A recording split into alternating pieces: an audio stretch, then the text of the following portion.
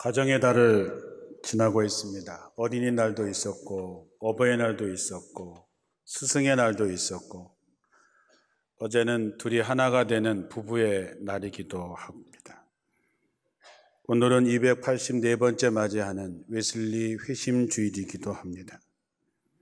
이 모든 것은 다 만남에서 시작이 됩니다. 세상에서 가장 중요한 것은 만남입니다.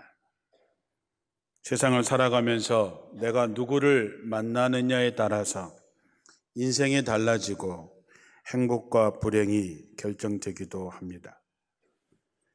요한복음 1장 9절 이하에 보면 예수님께서 빛으로 세상에 오셨고 모든 사람에게 비추는 참 빛이다 그랬습니다. 그는 세상에 계셨고 세상이 그로 말미암아 생겨났는데도 불구하고 세상이 그를 알아보지 못했다 했습니다. 그가 자기 땅에 오셨으나 그의 백성들이 그를 맞이하지 않았다 했습니다. 예수님은 생명의 빛으로 우리에게 오셨습니다. 하나님은 우리를 살리기 위해서 독생자 예수 그리스도를 우리에게 선물로 보내주셨습니다. 세상은 그로 말미암아 생겨났습니다. 그런데 사람들이 알아보지 못했습니다. 몰랐습니다. 그래서 예수님을 맞이하지 않았습니다. 예수님을 박해했습니다. 심지어 예수님을 십자가에 못 박아 죽였습니다. 어떻게 이런 일이 있을 수 있을까? 우리를 살리려 오신, 우리를 구하러 오신 그분을 우리가 십자가에 못 박아 죽이다니 그런 일이 어찌 생길 수 있을까? 그러나 우리도 모르면 그렇게 됩니다. 우리가 알지 못하면 그렇게 됩니다. 비단 예수님뿐이겠습니까? 세상을 살면서 우리는 수많은 사람들을 만납니다. 그들 중에는 나를 살릴 사람들이 있습니다. 또한 내가 살려야 되는 사람들도 있습니다.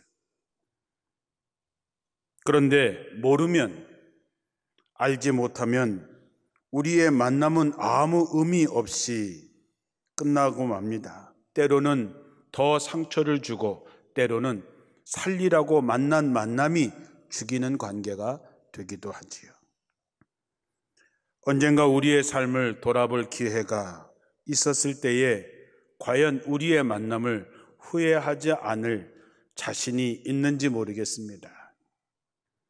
나중에서야 그를 알아보고 후회하는 일이 없기를 주님의 이름으로 축원합니다. 예수님께서 사마리아 여인에게 물을 좀 달라고 하십니다. 사마리아 여인은 퉁명스럽고 경계하면서 당신은 유대인인데 어떻게 사마리아 사람인 내게 물을 달라 하나이까? 그때는 유대인과 사마리아 사람은 서로 상정하지 않는 원수지간이었기 때문에 그렇게 말을 섞는 것조차도 허용되지 않을 때였습니다. 그런데 그때 예수님께서 우리의 만남에 대한 정답을 말씀하십니다. 내가 만일 하나님의 선물과 또 내게 물을 달라고 하는 이가 누군 줄 알았더라면 네가 오히려 그에게 구하였을 것이요 그가 생수를 내게 주었을 것이다. 사마리아 여인은 이 낯선 이 젊은 남자, 이 유대인인 거기밖에 보지 못했을 때는 퉁명스럽게 경계하면서 왜 내게 물을 달라 합니까? 라고 얘기했지만 사마리아 여인이 이제 대화를 통해서 예수님이 메시아인 것을 알았을 때에 그의 생각이 바뀝니다. 그의 삶이 바뀌게 되지요. 복음의 전도자가 됩니다. 더 중요한 것은 그가 구원받은 사람이 됐다고 하는 것이죠. 하나님이 보내준 선물을 제대로 받게 된 것이고 그는 복음의 전도자가 된 것입니다. 우리의 모든 만남 속에는 생명을 살리는 만남이 되어야 됩니다. 그것이 그리스도인의 만남입니다. 그러기 위해서는 우리에게 주어진 만남을 정말 귀하고 소중히 여겨야 된다는 것이지요. 귀하고 소중히 여긴다는 것은 주어진 기회를 놓치지 않고 선한 열매를 맺는 것입니다. 우리의 만남은 오다 가다 만난 것이 아닙니다. 하나님의 섭리 가운데 만나는 것이죠. 우리는 서로에게 하나님의 선물이고 하나님의 은사입니다. 그렇게 믿으십니까, 여러분? 여러분 부부가 하나님의 선물이라고 생각하며 사십니까? 아멘 소리가 반으로 확 줄어버리네. 저는 사람과의 관계에서 하나님이 이 사람을 내게 보냈다고 하는 것은 이 사람과 더불어 이루어야 될 하나님의 소원이 있다고 저는 믿습니다. 그래서 그 소원을, 하나님의 소원을 이루기 위해서 우리는 관계를 잘 지켜내야 됩니다. 마귀는 우리 사이에 틈을 내서 갈라지게 만듭니다. 마귀의 전략은 갈라놓고 지배하는 것입니다. 마귀가 사람들을 갈라지게 만들 때 주로 쓰는 무기가 무엇입니까? 분노의 감정입니다. 그래서 우리는 서로 마음을 상하지 않도록 배려하고 화를 내지 않는 것은 공동체를 지켜나가는 아주 기초적인 조건입니다. 사랑은 인간에 대해서 오래 참고 내게 주어진 환경을 끝까지 견뎌내는 것이 사랑이고, 그 사랑만이 하나님이 만나게 하신 그 만남을 복되게 할 수 있습니다. 사람이 혼자 사는 것은 어렵습니다. 그래서 하나님은 우리에게 동반자가 필요해서, 동료가 필요해서, 부부가 필요해서 만나게 해주셨습니다. 아담이 외로워하는 것을 보시고 하나님은 돕는 배필로 하와를 주셨다. 성경은 그렇게 말하고 있습니다. 꼭 배우자만 돕는 배필일까요? 우리가 서로 부족한 부분을 채워주는 사람들이 돕는 배필입니다. 저도 여러분에게 돕는 배필이고 여러분은 저를 돕는 배필입니다. 우리가 하나님의 뜻을 따라서 잘 살아갈 수 있도록 도와주는 사람들이 있지요. 부부가 그렇고 가족이 그렇고 친구, 동료, 성도, 이웃들이 그렇습니다. 그들은 우리 모두가 다 사람답게 살 수 있도록 돕는 사람들입니다. 교회는 물론이거니와 우리가 하나님의 뜻을 따라서 잘 살아갈 수 있도록 지원해주는 지원 공동체이기도 합니다. 그래서 우린 주님 안에서 낙심한 사람들을 위로하고 힘을 북돋아주고 쓸쓸한 사람들의 친구가 되어주고 잘못된 길로 나가는 사람들을 바로 잡아주고 믿음의 용기를 잃은 사람들을 위해서 기도해 나갈 때 교회가 교회다워지는 것입니다. 폴 틸리라고 하는 신학자는 죄를 소외라고 얘기했습니다. 소외라고 하는 것이 뭡니까? 누군가 자기들의 친교 안에 들어오지 못하도록 막는 것입니다. 소위 왕따시키는 거죠. 받아들이지 않는 것입니다. 그렇게 되면 하나님과의 관계가 깨지죠. 이웃들과의 관계도 깨지고 자기와의 관계도 깨지게 됩니다. 즉 소외되어져 있는 것은 죄악입니다. 기독교인의 삶의 동기는 다른 사람들과 더불어 사는 기쁨이 충만한 세상을 만드는 것입니다. 힘겹고 어려운 일을 걸어가는 사람들에게 살아가야 할 이유, 살아갈 수 있는 힘을 주는 것이 기독교인들이 해야 하는 것입니다. 왜냐하면 예수께서 우리를 살리기 위해서 십자가에 죽으셨음을 기억하기 때문입니다. 우리는 그런 마음의 동기를 가지고 살아야 됩니다. 하나님의 선물로 살아가는 나와 너가 함께 우리가 될 때에 우리는 희망의 공동체가 될 수 있습니다. 전도서 4장 9절 이하에 보면 두 사람이 한 사람보다 나음은 그들이 수고함으로 좋은 상을 얻을 것임이라. 혹시 그들이 하나가 넘어지면 그 동물을 붙들어 일으키려니와 홀로 있어 넘어지고 붙들어 일으킬 자가 없는 자에게는 화가 있으리라. 또 두 사람이 함께 누우면 따뜻하거니와 한 사람이면 어찌 따뜻하랴.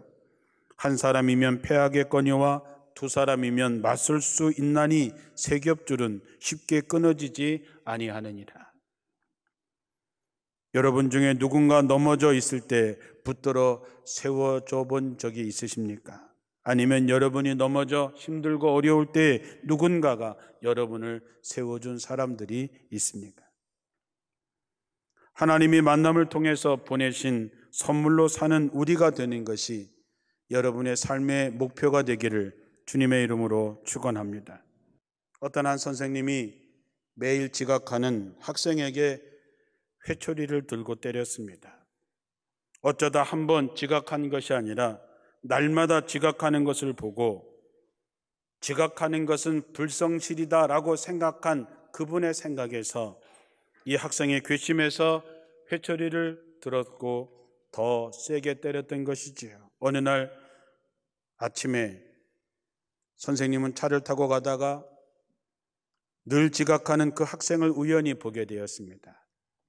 한눈에 봐도 병색에 짙은 아버지를 휠체어에 태워서 요양시설로 밀고 들어가는 그 학생을 본 것이지요. 순간 선생님은 가슴이 서늘해졌습니다. 지각은 곧 불성실이라고 하는 생각에 왜 늦는지 이유도 묻지 않고 무조건 회초리를 들었던 자신이 한없이 부끄러워졌던 것이지요. 그 학생은 가족이라고는 아버지와 단 둘뿐이었습니다.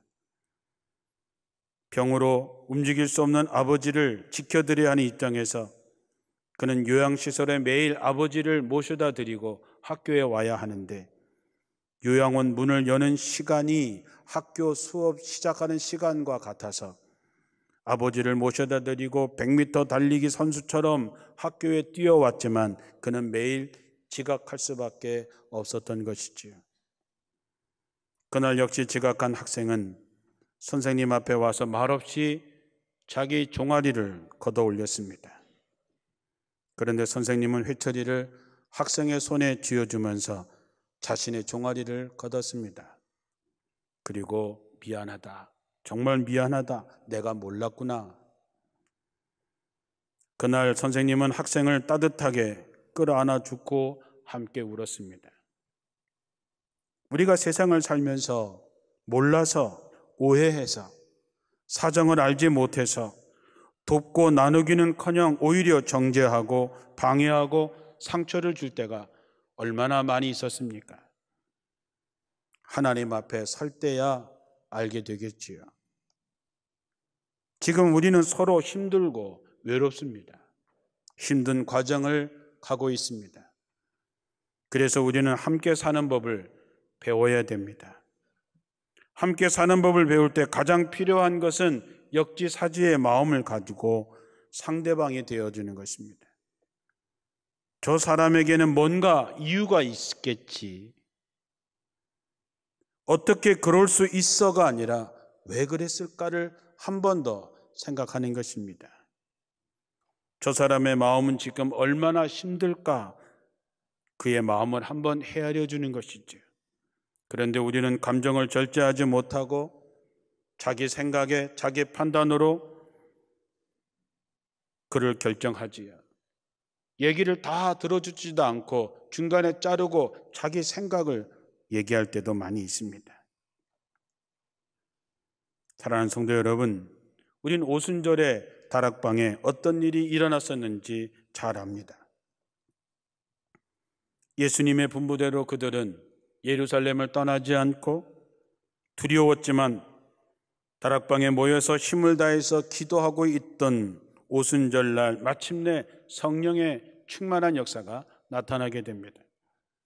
성경의 표현들에 보면 갑자기 세찬 바람 소리가 하늘로부터 들렸다 했습니다. 그리고 불길이 솟아오르는 것과 불이 마치 혀같이 갈라지면서 각 사람 위에 내려앉는 역사가 나타났습니다. 그것은 아주 특별한 경험이었지요. 세찬 바람 소리는 그들의 두려운 마음을 다 날려버렸습니다. 성령의 뜨거운 그 기운은 식어가던 그들의 영혼을 다시 뜨겁게 만들었습니다. 그들은 숨어있던 다락방에 더 이상 머물러 있을 수 없습니다. 당연한 얘기죠. 자기 속에 불이 붙었는데 어떻게 좁은 방 안에 있을 수가 있었겠습니까? 그들은 문을 박차고 밖으로 나갑니다. 그리고 방언으로 말하기 시작했습니다. 그때 방언은 외국어를 말합니다. 그때 예루살렘에는 세계 각국에서 온 경건한 유대인들이 많이 있었는데 그들은 떠들썩한 소리에 놀라서 몰려갔는데 제자들이 자기가 사는 나라의 말로 복음을 전하는 것을 보고 깜짝 놀랐습니다. 저는 성경을 읽을 때마다 이 대목에서 가슴이 뜨거워집니다. 감탄을 금할 수 없습니다. 무릎을 탁 칠 수밖에 없습니다. 성령 충만의 의미에 또 다른 의미 하나 되게 하는 것입니다. 성령 강림 사건을 전하는 누가는 처음으로 주목한 것은 사람들 사이에 막혀있던 의사소통의 길을 성령께서 여셨다 하는 것입니다. 누구든지 복음을 듣게 했다라고 하는 것이죠. 이거는 하나됨의 회복이라고 말할 수 있습니다. 바벨탑 사건 이후에 사람들은 서로 통할 수 없는 언어를 사용하기 시작했습니다. 비단 언어로 외국어를 말하는 게 아니라 이제는 마음이 통하지 않는 세상이 되어버린 것이죠. 사람들의 말이 서로의 가슴까지 전달되지 않는 세상을 살아가고 있습니다. 내가 슬퍼서 나는 슬퍼요 라고 얘기해도 그 누구도 내 슬픔에 공감해 주지 않습니다. 나는 외롭습니다 라고 얘기해도 누군가 다가와서 친구가 되어주는 사람이 없습니다. 나는 기쁘다라고 해도 곁에 와서 함께 웃어주고 기뻐해 줄 사람이 없습니다. 다른 언어를 사용해서 의사소통이 안 되는 것도 문제지만 같은 언어를 사용하면서도 서로 상호 공감하지 못하는 불모지대에 살고 있는 것이지요. 그런데 성령이 우리 가운데 오시면 우리의 가슴의 언어가 반응하기 시작을 합니다. 성령은 그렇게 우리 사이에 막혀있는 모든 담을 다 헐어버리신다 했습니다. 성령이 우리에게 임하시면 우리는 모든 차이를 넘어서 서로 공감하는 사람이 됩니다.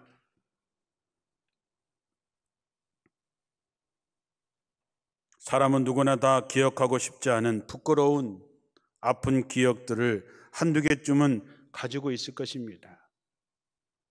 그런 기억들은 세월이 가도 우리를 사로잡고 놓아주지 않습니다. 그게 해결되지 않으면 살아도 사는 것 같지 않은 일들이 있습니다. 그거는 우리가 풀 수 없습니다. 아무리 노력해도 벗어날 수가 없습니다. 그러나 성령께서 하실 수 있습니다. 성령은 사람과 사람 사이에 있는 분리와 차별의 장벽도 넘어서게 만듭니다. 지금 우리나라엔 외국인 노동자들이 많이 와 있습니다. 그런데 안타까운 것은 코리안 드림을 꿈꾸며왔던 그들이 돌아갈 때 한국 사람에 대해서 적대감을 가지고 돌아가는 사람이 많다는 것입니다. 왜 그들이 우리나라에서 천대받고 학대를 받아야 할까요? 국민소득이 우리보다 못한 나라에서 왔기 때문입니까? 피부색이 다르기 때문입니까? 인종이 다르기 때문입니까? 참으로 부끄러운 일이 아닐 수가 없습니다. 피부색이 다르고 우리보다 못 사는 나라에서 왔다고 무시할 수 있습니까? 먹을거리가 그들의 나라보다 우리가 좀 넉넉하다고 해서 그 나라를 깔볼 수 있습니까? 왜 우리가 이렇게 되었을까요? 왜 우리의 가슴이 이렇게 불모지가 되고 생명에 살 수 없는 사막이 되었을까요? 우리의 가슴이 불모지가 되면 우리의 마음이 사막이 되면 사람 하나 품을 수 없는 사람들이 됩니다. 그런 사람은 하나님의 형상을 가진 사람이 아니고 그저 육체로만 사는 사람일 뿐입니다.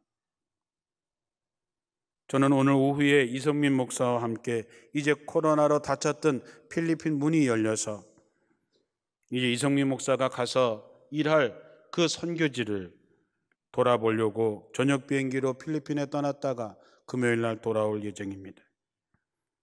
저는 선교사들이 올 때마다 이성민 목사에게 늘 이렇게 말합니다. 그들을 귀히 여겨라.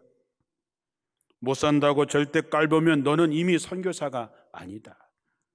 선교사는 하나님의 선물로 그곳에 가는 사람이고 그들이 너로 말미암아 행복해져야 된다라고 하는 것이지요. 여러분, 이제 2주 뒤면 성령 강림절이 됩니다. 우리 속에 성령의 바람이 불어와야, 성령의 불이 지펴져야, 위슬리 목사님처럼 우리의 가슴이 뜨거워져야 다른 사람의 아픔을 아픔으로 느끼고 다른 사람의 기쁨을 기쁨으로 공감할 수 있는 진짜 하나님의 형상을 가진 사람이 되는 것이지. 성령께서 여러분의 마음에 오셔서 불모지가 된 여러분의 가슴에, 사막이 되어버린 여러분의 가슴을 촉촉하게 적셔주기를 주님의 이름으로 축원합니다. 이 성령을 체험한 초대교회 교인들은 유대인이라고 하는 선민의식의 높은 벽을 허물고 이방인들과 친교의 약속을 나누게 됩니다. 그리고 이방인 기독교인들은 예루살렘에 있는 성도들이 큰 흉년을 만나서 어려움을 겪고 있을 때 그들은 헌금을 거두어서 그들에게 보내주는 아름다운 관계를 보게 됩니다. 그들은 인종, 피부색, 국적, 신분을 떠나서 그리스도 안에서 한 몸이 되었던 것이죠. 성령을 받으면 다른 사람이 남같이 여겨지지 않습니다.